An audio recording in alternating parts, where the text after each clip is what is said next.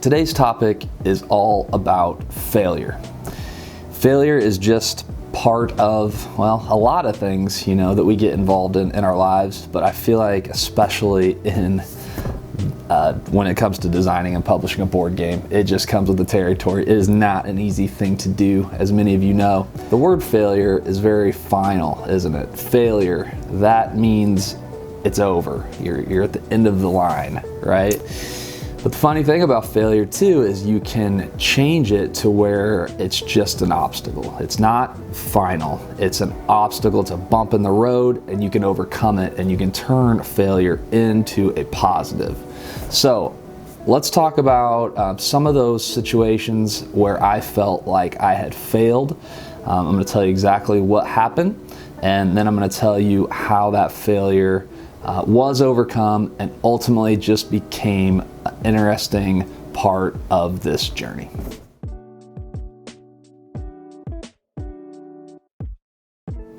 The first major failure I experienced throughout this process was that first Kickstarter campaign. It is not an easy thing to run a Kickstarter campaign. There's so much that goes into it, as you can imagine, as many of you already know. So many little tasks you got to make sure are done and make sure they're done well. It is a competitive environment. You are on Kickstarter with a lot of other new games too, all vying for attention, all vying for a piece of the market. And it's just a tough process, and mentally it can be very tough. And I'm sure that'll be a topic I talk about another time. The mental health aspect when it comes to going through this experience, it's tough too. So that's definitely a topic we'll touch on. But for right now, this was the first major failure, was running that first Kickstarter campaign and it not meeting its goal.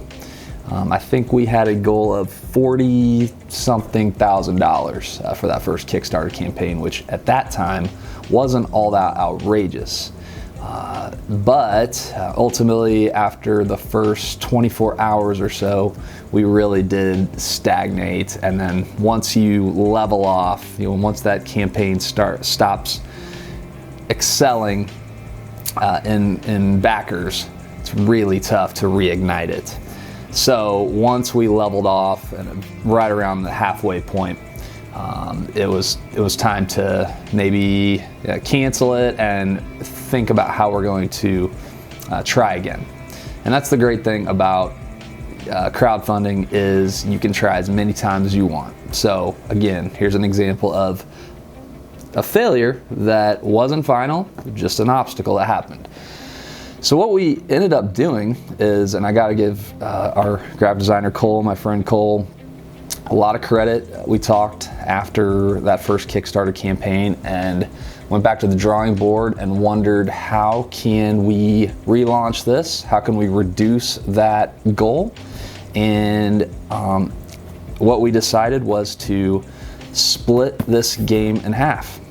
This game, the Ghosts Betwixt, is a story that I worked on for a really long time, and it tells the full story was for that initial Kickstarter campaign.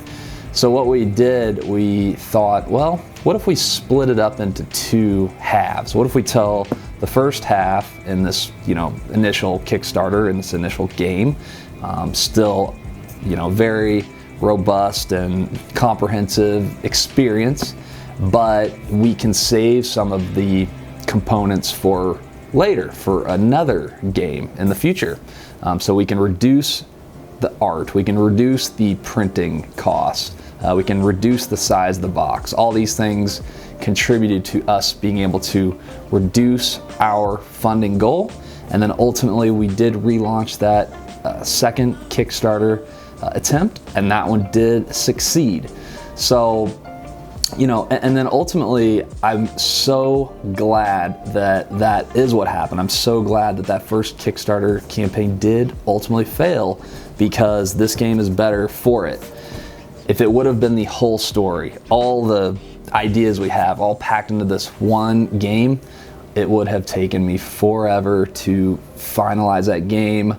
I feel like I feel like I would have had to rush some things. So it's just one of those kind of blessings in disguise. And I've noticed that that happens a lot throughout this process. Sometimes something will happen that you're just really sick to your stomach about.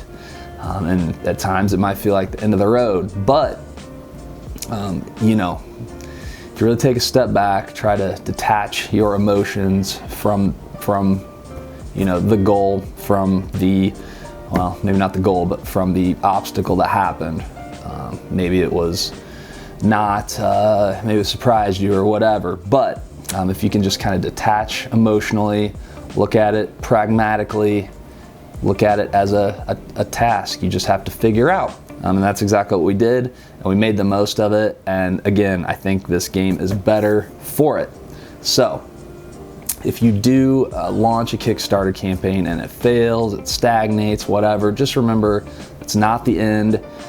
In my mind, I had those emotions. I remember when we leveled off, and you know, I was just like, oh my gosh, for 4 or 5 years of working on this and all the money we've spent to get the art and everything, it's all for nothing.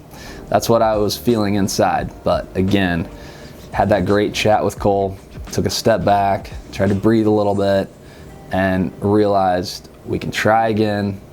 We can, you know, just figure this out together. And that's exactly what we did. So don't forget that there's always multiple chances, not just in raising money on Kickstarter, but also throughout this process.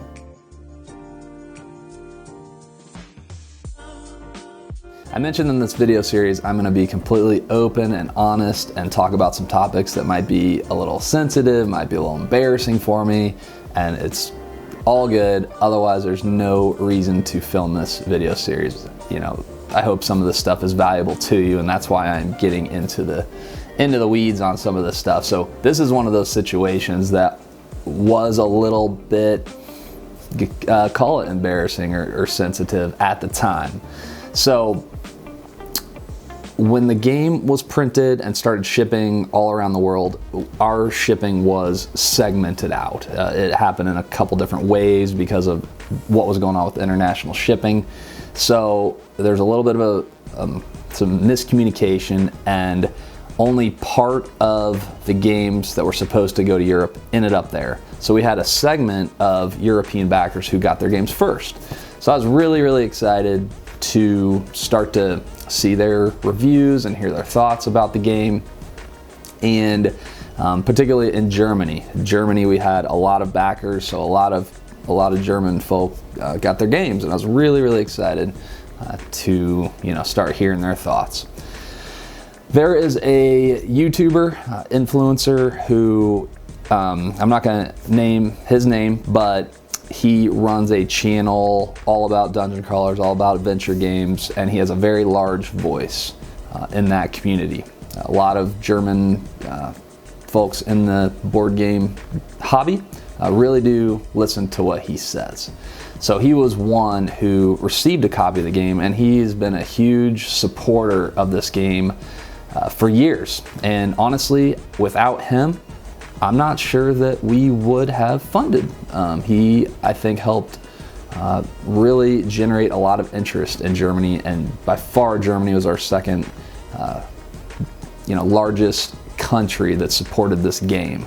So without Germany, again, I'm not sure this game would be here right now. So I'll always be grateful for him for what he did to help spread the word about this game. However, the games arrived.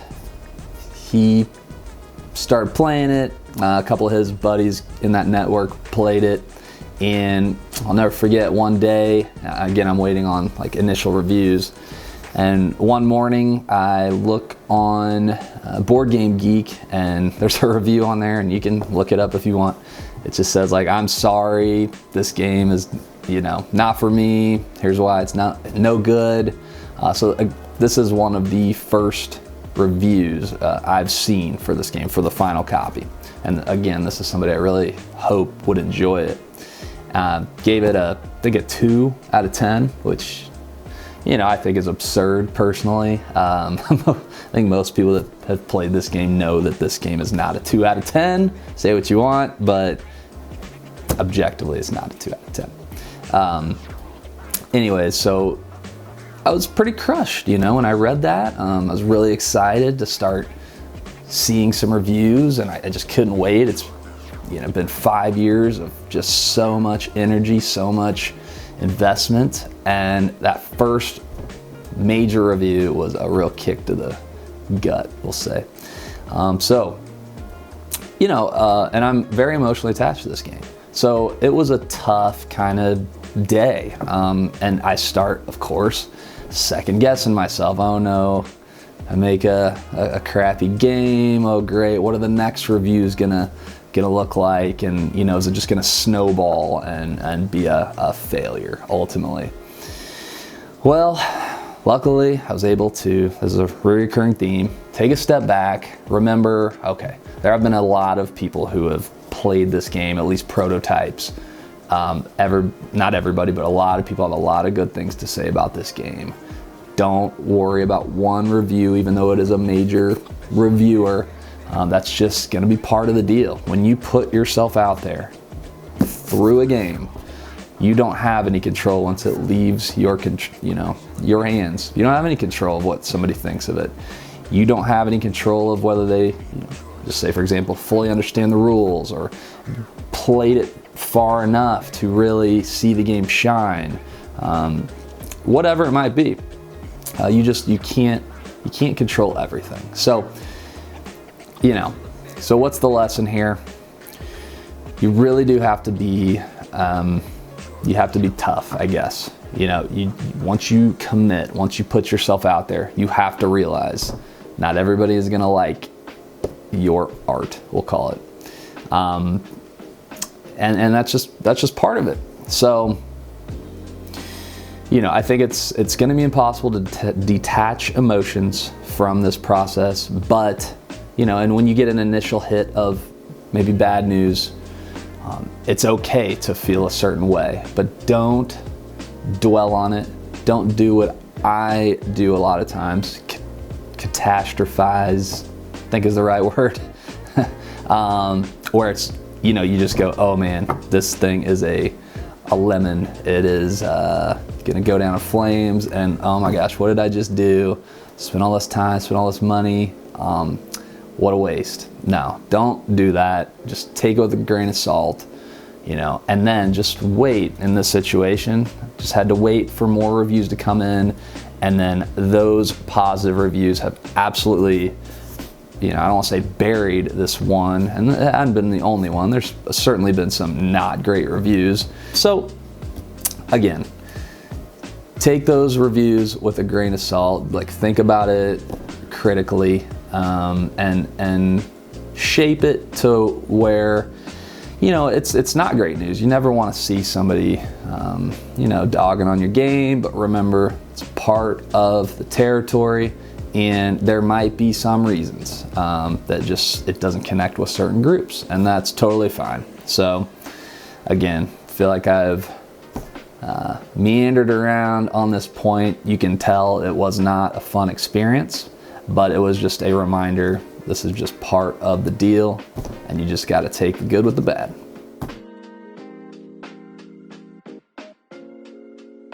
Sometimes when failure happens, it is a great opportunity to learn and make something better. So this absolutely happened to me not that long ago, a couple weeks ago. And my friend Barrett Diddler, he runs the YouTube channel called Meet Me at the Table. And it is amazing. Barrett is awesome. He's got a great, fun personality. And his videos are just a great time to watch, and he's very informative. So he's been a great supporter of our game, and throughout this process he's posted several videos about it. But recently he wanted to do a live playthrough. Obviously I was very excited about this, so we promoted it, and we got a pretty good audience that night. Everything was going great. Barrett had a new setup, I think, with multiple cameras, and he really did a great job getting this thing all set up. And Barrett, like he does, made it very entertaining to show the audience how the game played. And so I'd say for the first 30, 45 minutes, it was amazing. He was really walking through everything well, and it was a fun, entertaining experience.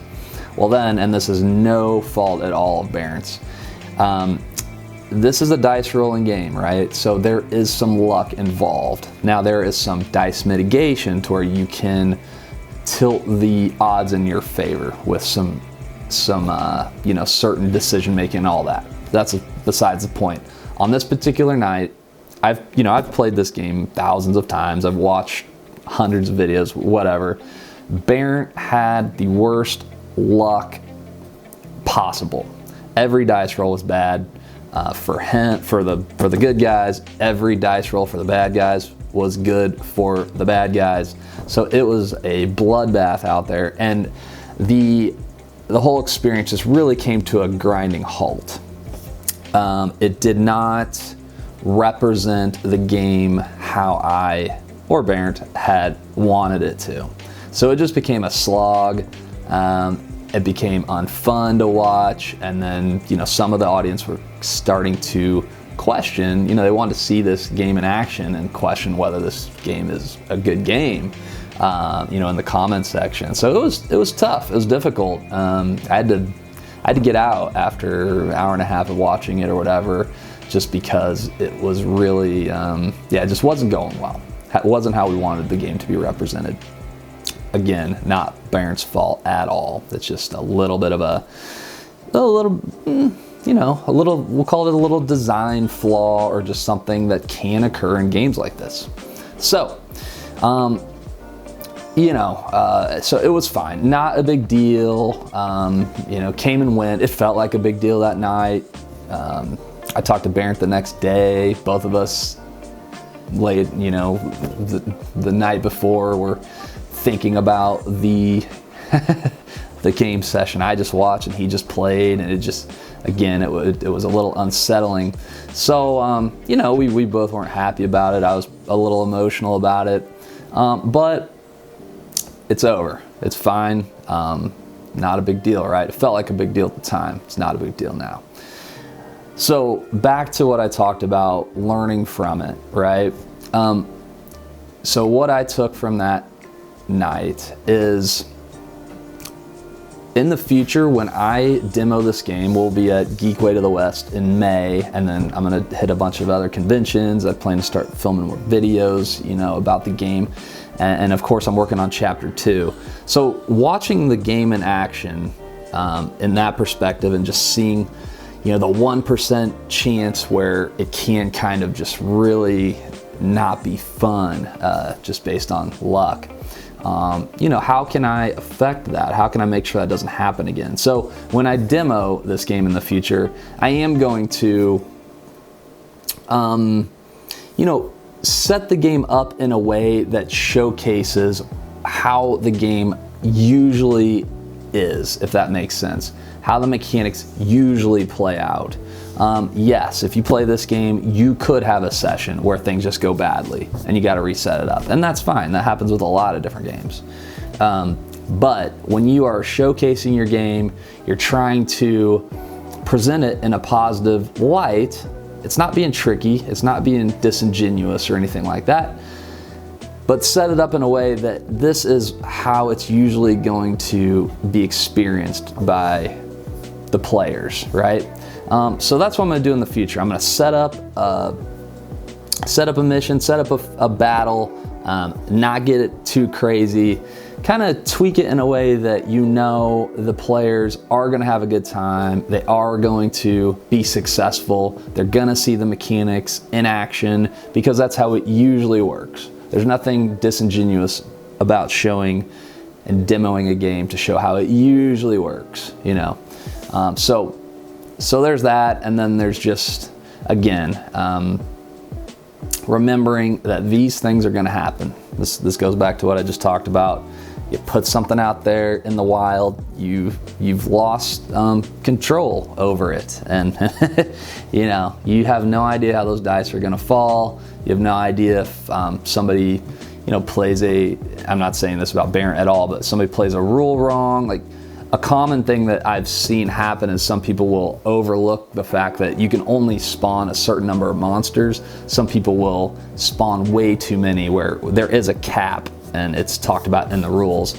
So people are like, man, this game's hard. Well, there's a reason you overlooked a rule, so maybe we need to highlight that rule, whatever. But there's just a lot of things you can learn when watching people play your game, and maybe things don't go great. You're gonna be able to apply that in future playthroughs. You're gonna be able to apply what you learned in future demo sessions, and you're gonna apply those things in the next version of your game. Again, chapter 2 is coming. I have learned so much about what is great about this game and the things that do need to be tweaked just a little bit. So yeah, again, all that stuff is invaluable. It's okay if a session doesn't go as you had hoped. And again, the only thing you can do is look at it in a positive way and make something great out of it.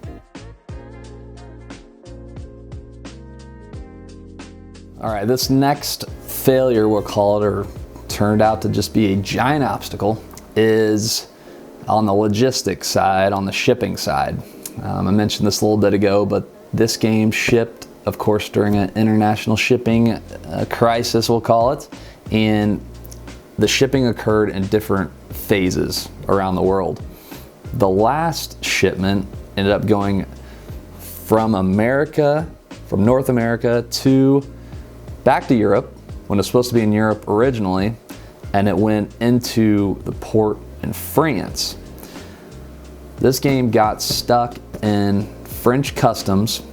I got an email one night, and it said, this is from my shipping partner, Dustin, do you have the paperwork for the toy testing, for the CE marking, they later asked for a French rule book? And my answer was, no, I don't, because I was never told. So this was a bad deal, really bad, really scary for me, because I had dropped the ball and somehow overlooked the toy testing situation, the CE marking. This was something that just didn't hit my radar. I thought that my manufacturer took care of it. I didn't ask the right questions. This is the one stone that I didn't overturn, and it just slipped by. So this was a big deal. And so what did I have to do? Well, first, I had to calm down and realize that, okay, this is a serious deal. Again, these games are stuck in French customs, and they're going to accrue storage fees that we're ultimately going to have to pay, along with all the other fees that we're going to have to pay to get this through customs. So this was a situation where I had to, again, step back and break this thing into a list of tasks. Just become a project manager, try to detach emotion from it, try not to feel like, total screw up. How did I do that? How did I overlook that? And yes, of course I did, but it's not helpful, right? It's not productive. So what did I do? I need to get some games back to my manufacturer. I need to find some more funds to do the toy testing. I need to make my point clear, and take a stand, take a position, because again, yes, this was ultimately my mistake. This is my game, this is my company, but let's just say my vendors also, I would say, dropped the ball. So I stood firm. I had to, talk to them and make them realize that they share a little bit of the liability as well. I'm a first-time publisher. They knew that. So in my sales agreement and all the conversations, they needed to also help me out and make sure I didn't forget anything too.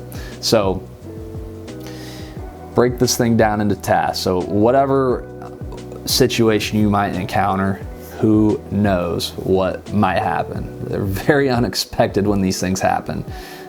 You can be overwhelmed. you can be like, oh my gosh, how am I gonna do all this and figure out this giant obstacle. And the best thing you can do, of course, just like you do throughout your normal life, is just break it down into tasks. Just have a bunch of goals and just knock out those goals methodically, one by one. So that's exactly what I did. And eventually, and again, get the toy testing done, get the CE markings, make my position clear with my vendors to try to assume some of the financial liability. Who can I talk to that's been through this and can offer some support, tell me some things, give me some information. All those things were part of my list of tasks.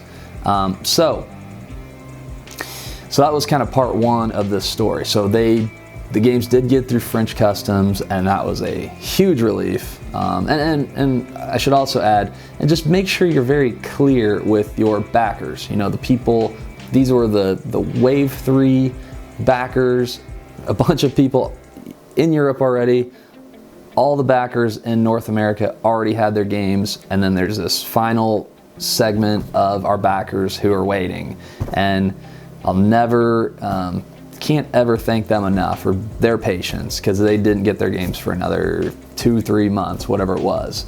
So you just have to always be very open and honest, communicate, don't withhold, don't withdraw information. That never ever helps.